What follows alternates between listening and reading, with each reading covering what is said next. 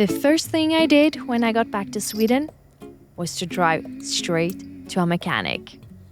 Not to see my friends, not to unpack, not even to breathe. Through Andalusia, salt on my skin and a cheap sangria, sleeping somewhere by the ocean line, trying to slow down this restless mind. People say you're living the dream, but dreams ain't always what they seem. I smile in every photograph. The van really needed to be looked at because I have for quite some time, maybe during the whole winter, felt the smell of the exhaustion in the van. In the space of 1 week back in Sweden, 3 things happened that I didn't really expect, and one of them cost more than I dared to think about. And one of them meant that I had to let go of something I've been dreaming about since I left in September last year. And the last one completely changed my summer.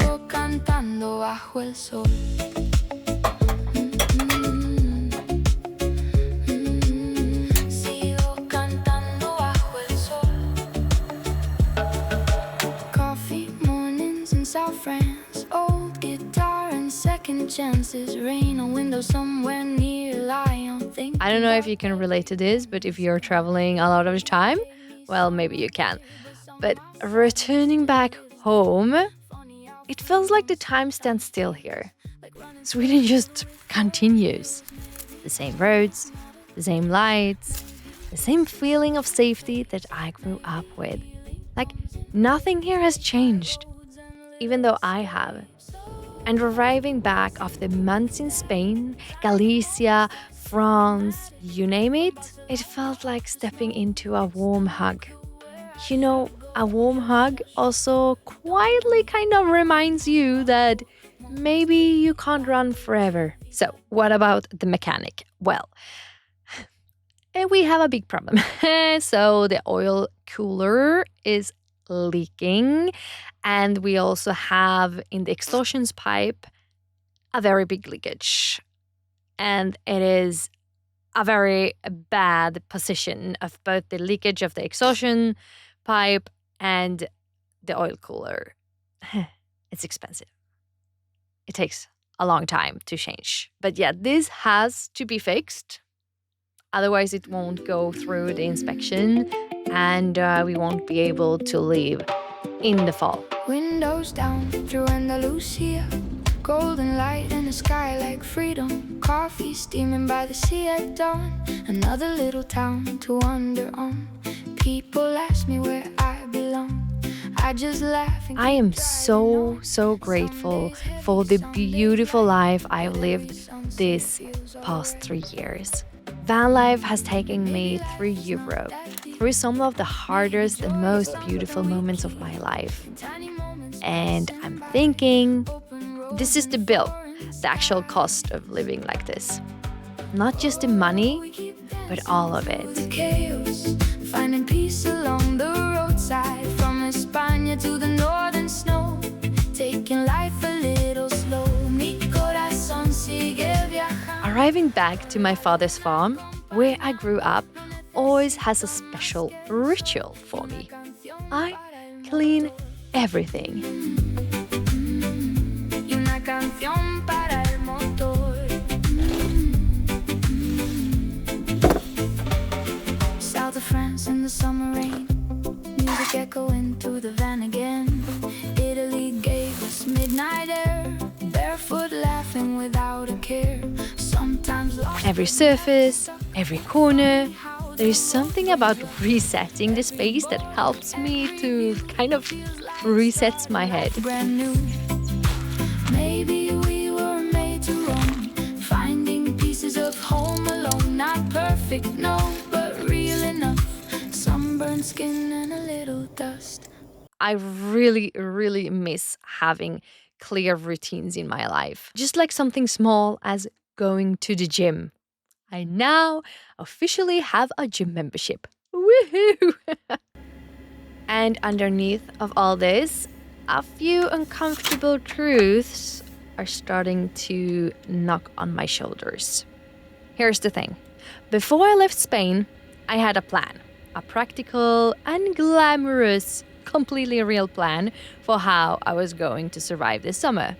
In my pure desperation of surviving, well, I thought I'm gonna paint houses this summer. And I made one post online just telling the world about this decision and what I'm offering.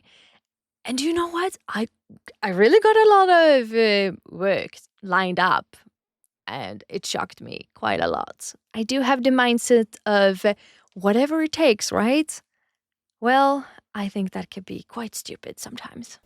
But then something happened that I didn't really see coming. I shared with you in an earlier video about where I was, purely financially when I crossed the border back to Sweden.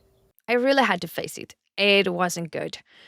All the years with freelance work, building something on my own, my channel, pitching, and just, doing whatever it takes. Well, it was quiet. I didn't see any results. The crickets in my inbox, as I've shared before, I had sent out over 50 job applications, 50 of them. And the silence that came back was just overwhelmingly lonely. It's the most lonely I have felt in a long time. Not because I need validation, it's just I really need something to work. And somewhere along that line, I made peace with the decision of painting houses this summer. I genuinely just felt, okay, let's do this. It wasn't my dream, of course, but it was honest work. It was just digging in, and it would have kept me surviving and going.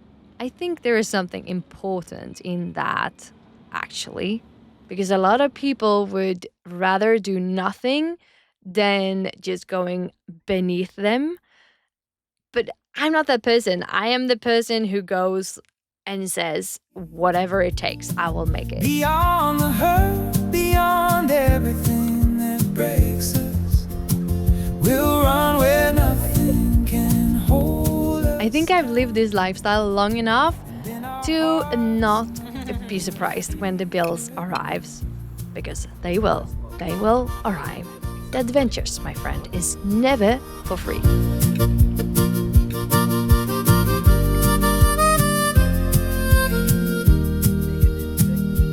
Wind in our hair, laughter echoing through hills. And now it is a few days ago Tommy left. The 5 weeks is here. He's back to work in Saudi. We've just been driving through France together and arrived in Sweden.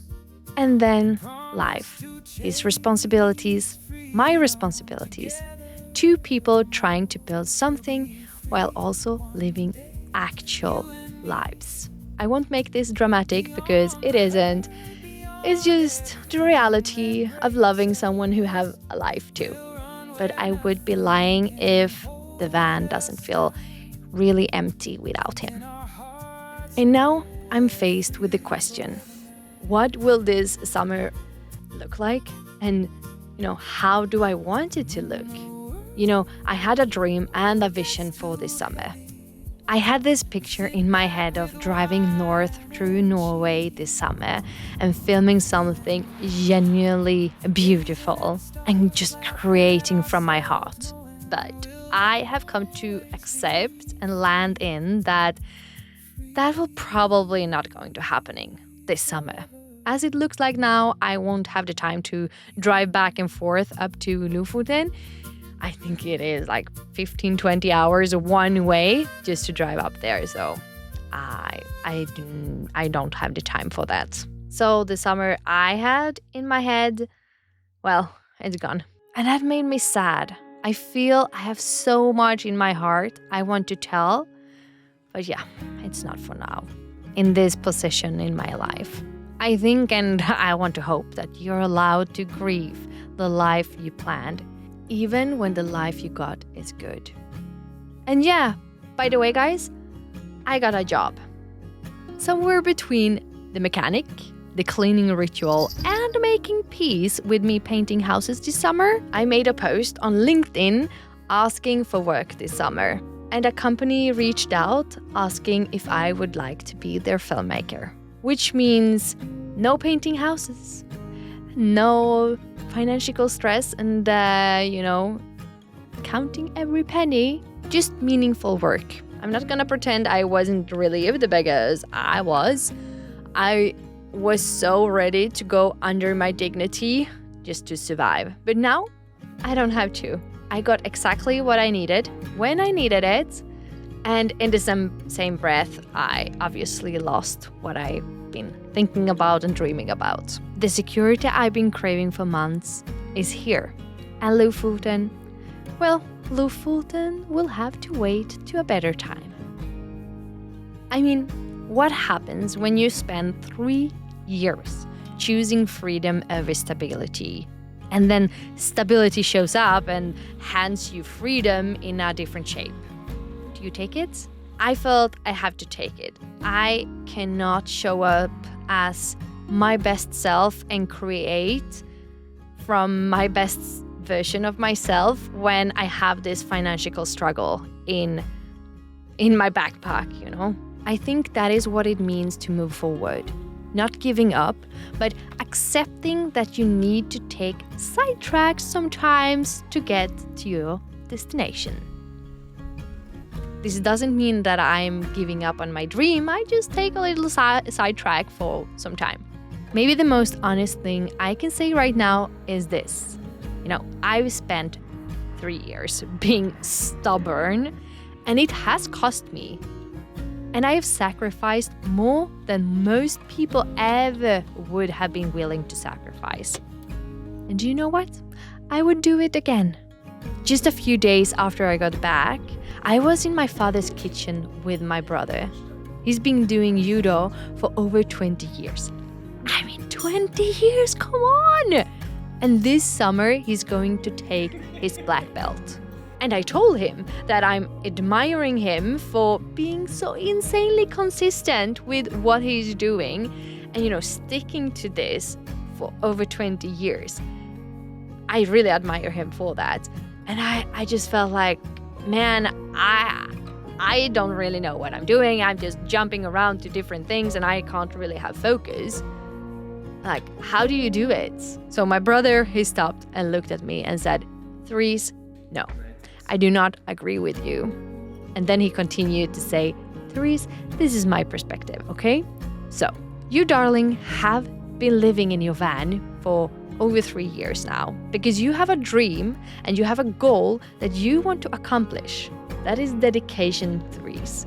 You have sacrificed so much for what you are striving for. So please, don't be so hard on yourself. Say what? This was the first time someone outside my own head had looked at this life, this chaotic, expensive, exhausting, beautiful little life, and calling it by a different name that I've been calling it to myself. I've called it stubbornness, and I have constantly asked myself if I'm a complete idiot for doing the things that I'm doing. And then he comes and it's dedication. I don't really know who is right here, but I think I like the more positive approach for sure. I don't really know what this summer have installed for me, but one thing I'm pretty scared about, if I'm gonna be honest, is the thing you are watching right now. Well, I'm scared that I won't have the time to be able to do that. The only thing that I have put my heart and soul into the past few years, well, I don't know if I'm gonna be able to have time to do that now. But the reality is that I don't earn money on doing this. So, well, it's not sustainable and it doesn't give me food on the table. I worked so hard for so long for it to be the provider for me, but I haven't succeeded yet. I don't know if the routine will feel like safety or like in a cage. I don't know if I will look back on this and think, that was exactly what I needed then.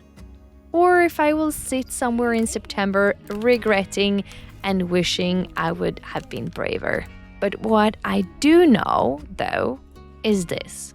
I did not choose this lifestyle for its ease. I chose it because I believed and still believe that the version of me being built out here is more honest than any version I could build inside a life that just looked right. And the cost? Worth it.